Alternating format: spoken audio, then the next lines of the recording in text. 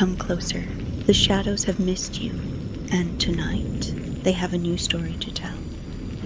Welcome to Scary Stories After Dark.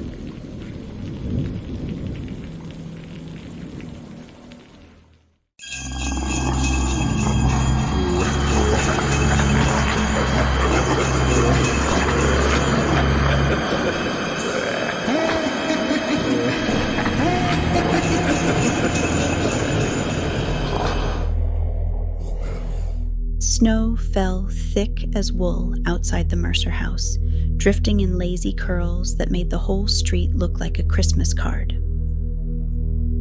Inside, warmth pooled in the living room, where Kellen and Mara clinked their wine glasses together for the fourth, or was it fifth, time. Their first Christmas as a married couple, their first night in their new home, a night meant for soft lights and soft laughter. "Did you hear that?" Mara whispered, head tipping toward the ceiling. Kellen snorted. "Santa's heavy-footed tonight." But outside, the snowfall was too steady, too silent. And the sound, if you really listened, wasn't on the roof. It was inside the chimney. He didn't bother checking. He just wanted ambiance, comfort, a glow to match Mara's flushed cheeks. So he knelt beside the hearth, flipped open the flue, and turned the gas knob. A soft whoosh, a burst of orange. Warmth. Mara smiled until something wet struck the edge of the burning logs. Drip. Hiss. Drip. Kellen frowned and leaned closer. "We must have a leak." The next drip hit his hand. Thick, dark, metallic smelling. "Kellen," Mara breathed. He looked up. Deep in the chimney was a face, eyes bulging, skin blistered, mouth twisted in a silent scream. The burglar who'd climbed in hours earlier to hide. Smoke curled around him, peeling the last strips of life from his bones as the fire ate upward. The dying man's eyes locked with Kellen's, then rolled back as a tremor split the chimney stones. The fire dimmed. The lights flickered. And from the corpse's throat came a sound that wasn't human. A bell jingled, dragging low and wrong. Snow outside stopped falling. A shadow unfurled through the chimney, stretching long, thin fingers into the living room. A new voice rose from the ashes, cracked and hungry.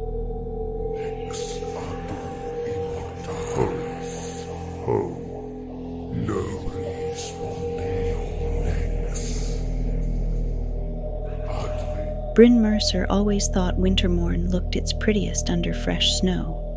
Lanterns glowed on every porch, wreaths hung from every door, and garlands wrapped the street lamps like little green scarves. It should have felt comforting. It didn't. She'd only been home 12 hours when the scream tore across Frostberry Lane. By the time she pushed through the gathering crowd, flashing red and blue lights strobed across the snow. Officers whispered to each other, shoulders tight. No one dared get closer to the body slumped beneath the street lamp. Brynn did. At first she thought someone had decorated him, bright red stripes sticking out in all directions, catching the lantern light. Then she stepped closer and saw the blood. Candy canes. Dozens of them. Each sharpened to a vicious point, driven deep into the man's torso and arms like festive arrows. The stripes, once red and white, were soaked in a deeper crimson, warm enough to steam in the cold air. A peppermint sweetness clung to the scene, nauseating in its cheer. Tessa appeared beside her, breath clouding. "What in the hell?" Chandler elbowed through the crowd behind them, sarcasm dying on his tongue when he saw the body. "That is not an accident." No one spoke. No one moved. Then Brynn saw the final detail. A single candy cane snapped into a crescent, its curved hook sharpened to a razor edge, lodged deep beneath the victim's jaw like a hunting barb. Her stomach dropped. Someone in the crowd whispered, "This is like last year." Someone else hissed, "Don't say it, not out loud." But another voice, older, trembling, finally breathed the town's forbidden name. Santa Claus. A hard gust of wind swept through the street, blowing out 3 lanterns at once. Brynn shivered, because even with the snow falling softly around her, she could swear she heard bells ringing where no bells should be.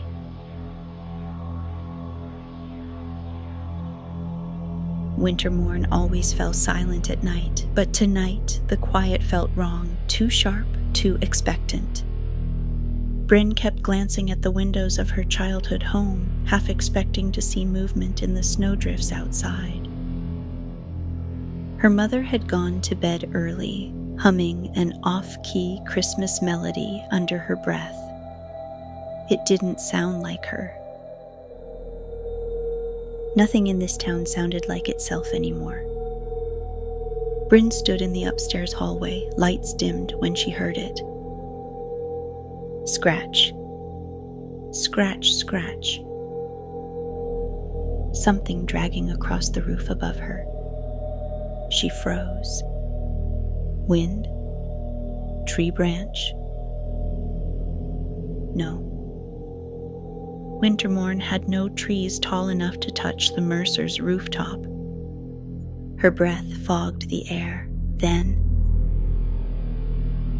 a skittering rush of footsteps, rapid and light, scuttling from one end of the roof to the other, too fast for an animal, too small for anything human.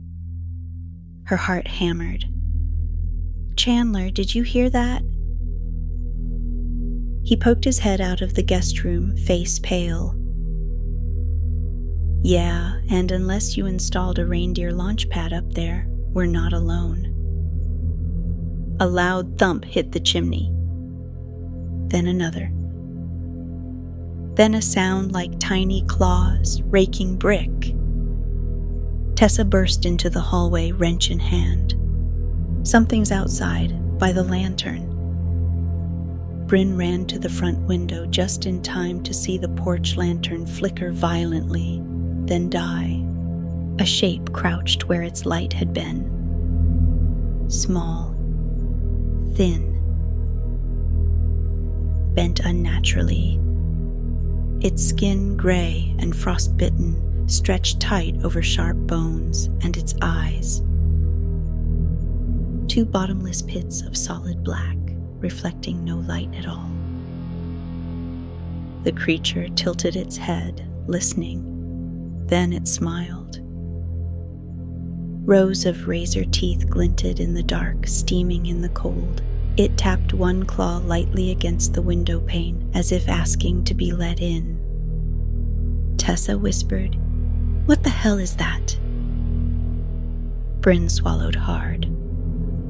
She didn't know the name. Not yet.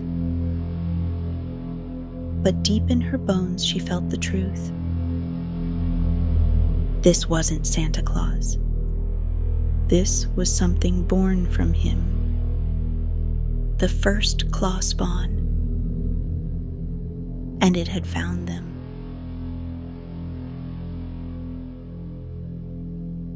Brynn barely slept. Every creak of the house felt like claws. Every gust of wind sounded like tiny fingers tapping on glass. And somewhere near dawn, she swore she heard footsteps circling the house. Light, fast, skittering. But when she went downstairs, the kitchen lights were on, and her mother was already there. "Morning, sweetheart," her mother said too brightly, stirring something in a pot on the stove. The smell of peppermint filled the air, thick and choking. Brynn blinked. Her mother hated peppermint. Always had. "You're up early," Brynn said slowly. Her mother didn't turn. "Couldn't sleep, too excited for the festival tonight." Her voice warbled, just slightly, like someone trying on a voice that didn't quite fit. Brynn stepped closer and froze. Her mother's breath fogged the kitchen air. Inside a warm house. "Mom?" She finally turned. Her smile was stretched too wide. Her eyes were wet. Not teary, wet, as if moisture gathered from the inside, dripping toward the lashes. For a heartbeat, Brynn thought she saw the pupils shift, shrinking, expanding, like something cold was pressing against them from behind. "You should be careful today," her mother said sweetly. "Wouldn't want the lanterns to go out." Brynn's skin crawled. "How do you know about the lanterns?" "Oh, honey." Her mother giggled, high, off-key. "Everyone knows, it's tradition." But there was no warmth behind her smile, only strain. Chandler slipped into the kitchen, rubbing sleep from his eyes, stopped dead when he saw her mother, and mouthed silently to Brynn, "What's wrong with her?" Before Brynn could answer, the front door swung open. Mayor Ellery strode in without knocking. "Mercers!" he boomed with forced cheer. "Big night tonight, the eve of light, and we must all participate." Brynn stared. His breath fogged too. His eyes shimmered wrong, reflecting the kitchen light like two icy marbles. Something else was inside him. Inside both of them. "Don't forget," the mayor said, smile stiff. "Lanterns lit, cheer high, no fear tonight." Then his grin sharpened. "Fear draws him."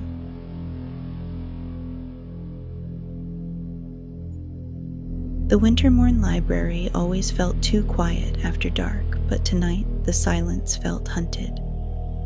Arlo Finch pushed through the heavy oak doors with Chandler and Tessa close behind. The lantern outside flickered weakly, its light thinning like something had drained it. "We shouldn't be here," Chandler muttered. "Your mom and the mayor looked like they were auditioning for Frosty the Snowman's cult." Arlo swallowed hard. The library was his safe place, his fortress. But even he couldn't shake the cold curling under the door frames. "We need answers," Arlo whispered. "Real ones." They headed straight for the restricted archives, ancient town records kept in a locked cabinet. Tessa cracked the old latch with a wrench. Dust billowed out. Inside, beneath faded census logs and festival flyers, lay a single journal bound in cracked red leather. The Ledger of Dreadful Nights. The title was burned into the cover. Arlo's fingers trembled as he opened it. The first entry was dated December 23, 1812. The creature returned, 3 taken for the winter tithe. Light must remain burning, songs must be sung, a bargain struck in blood to keep Wintermourne safe. Arlo's stomach dropped. Another entry, 1899. He came earlier this year. Lanterns dimmed. One man failed to show cheer. He was dragged screaming up the chimney. Chandler's face paled. Cheer? What does that even... Arlo flipped further. Pages filled with desperate scrawls. Claws scrape the rooftops. Keep him fed and he leaves the rest. Fear strengthens him. Joy keeps him weak. And then the last entry, written in jagged strokes. We have angered him. The pact is broken. The dreadful nights will grow. He will take more. A soft tapping echoed from above, like claws on the library roof. Tessa grabbed a lamp. Chandler mouthed, "Not again." Arlo shut the ledger, hands shaking. The tapping grew louder. Then a heavy thud hit the ceiling, followed by a high-pitched, chittering giggle. Not Santa Claus. No. This was his children. The Clawspawn had found them.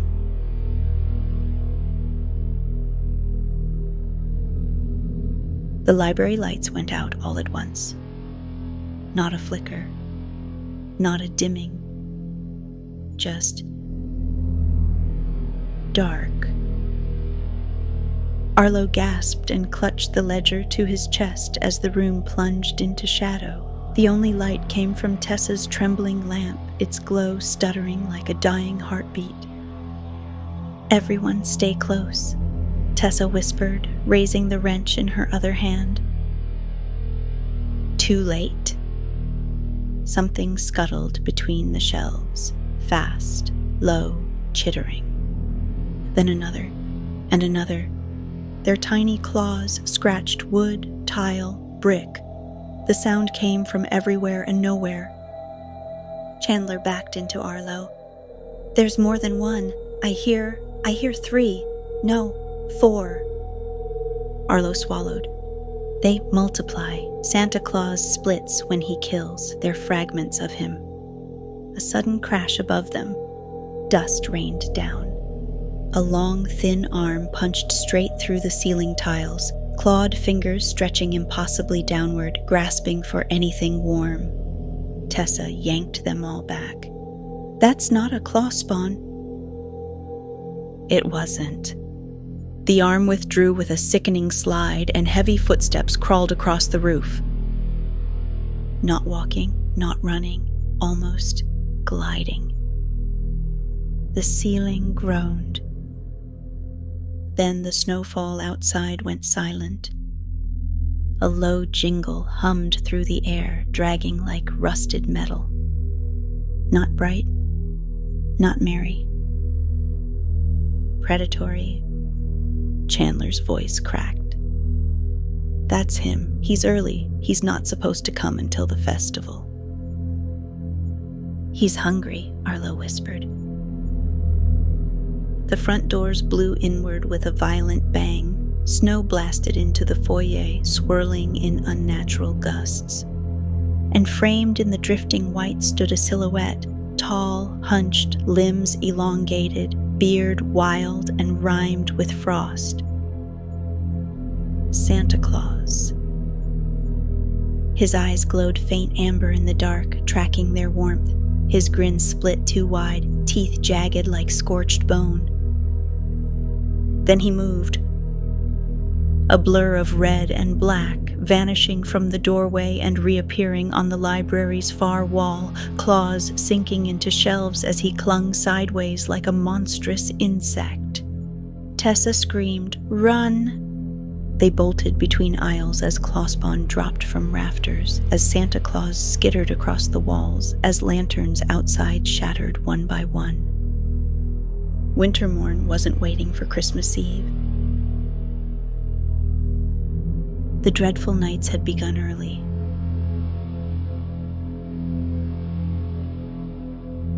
Wintermourne gathered in the town square under a sky that looked bruised. Lanterns lined every street, glowing weakly through the snow.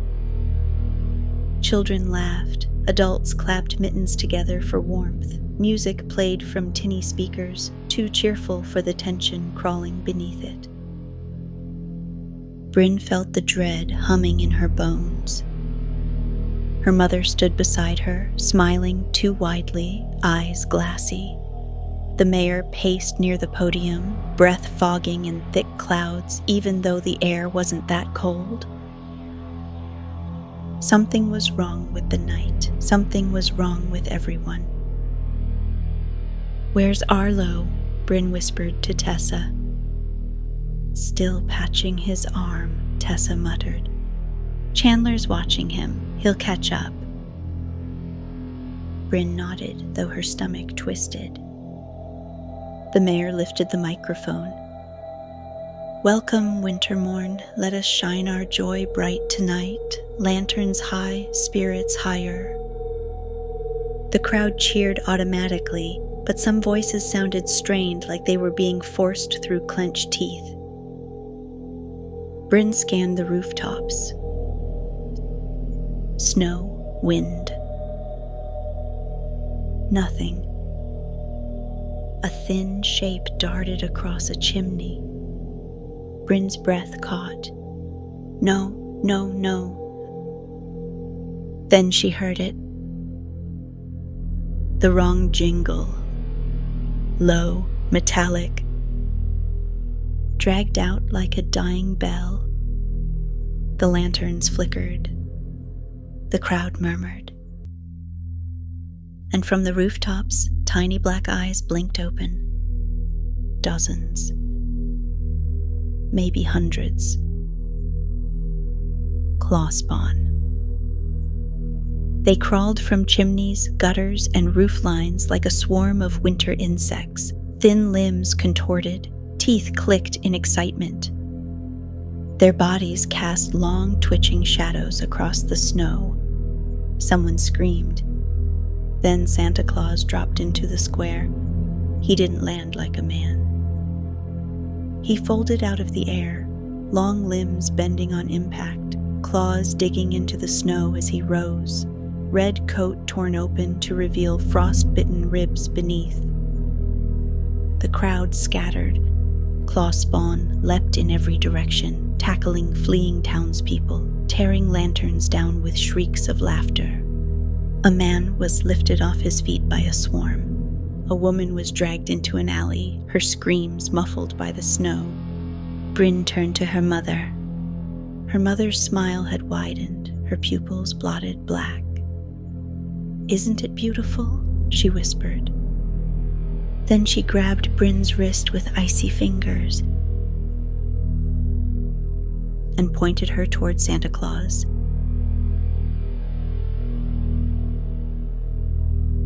Snow hammered Wintermourne like broken glass. Sirens wailed somewhere distant, swallowed by the shrieks of Clawspawn leaping between rooftops. Brynn ran, slipping across ice-slick shingles as Santa Claus skittered after her, long limbs unfolding, claws gouging thin scars into the roof. "Brynn!" Chandler shouted from below. Tessa yanked him back as a Clawspawn nearly tackled him off the porch. "I'm fine," Brynn lied. She wasn't. Her arm burned where her mother had grabbed her, cold sinking into her veins like ink. She could still hear that off-key humming, still smell peppermint on her mother's breath. Santa Claus lunged. Brynn rolled, claws raking inches from her face. Sparks flew where they scraped the shingles. She scrambled to her feet, heart pounding so loud she barely heard the bells jingling from his belt. Slow, dragged, hungry. He straightened, towering. His beard whipped in the wind, crusted in ice. His coat hung in tatters, revealing a ribcage glowing faintly like dying embers. His smile cracked wider. Warm. he rasped, voice like frozen branches snapping. He stalked closer. A second shadow rose behind her. Her mother climbed onto the roof, movement stiff and puppet-like. Snow clung to her hair. Her eyes were two glossy black stones reflecting nothing. "Brynn," she crooned. "Come home, come inside. No more fear, no more lanterns." Chandler screamed from below, "She's possessed! Run!" Brynn's throat closed. "Mom, please, fight it." Her mother's smile trembled. Just for a heartbeat. A flicker, a crack in the darkness behind her eyes. Then Santa Claus hissed. Her mother's face snapped back into the too wide grin. "It's dreadful night," she whispered. "He comes for all the broken things." Santa Claus lifted his claws, long, black, gleaming with frostbite, and reached for Brynn's chest as if he meant to carve the warmth out of her. Brynn stumbled back to the roof's edge. Wind roared, snow blinded her. And as Santa Claus lunged, Brynn jumped off the roof, into the storm, into Chandler's outstretched arms as they crashed into the snow below. Above them, Santa Claus shrieked, a sound that split the night in two.